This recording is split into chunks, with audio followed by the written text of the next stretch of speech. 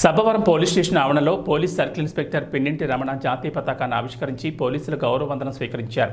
విద్యార్థులు దేశభక్తి గీతాలు ఆలపించారు.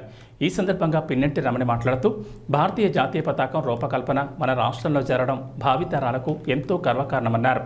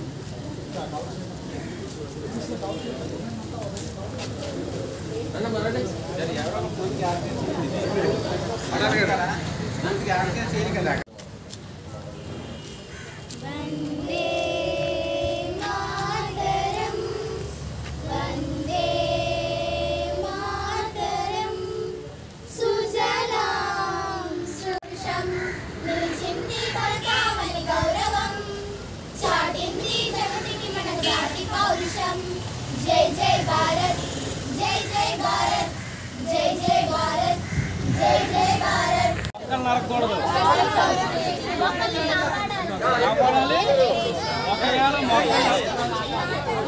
ఒకవేళ ఒక మొక్క నరకాల్సి వస్తే 100 నాటాలు భూమి 10 నాటితే కాదు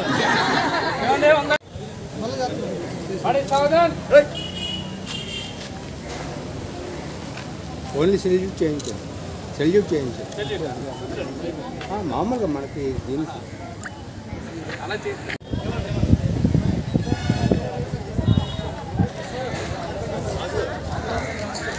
వచ్చి 75 సంవత్సరాలు అయింది.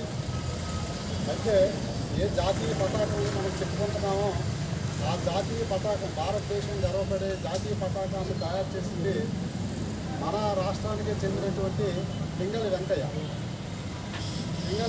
గారు భారతదేశానికి అందరికీ సరిపడే అంటే ఆ రోజుల్లో ఉన్నటువంటి 39 అన్ని రాష్ట్రాలకి సరిపోయేటట్టు తయారు చేశారు.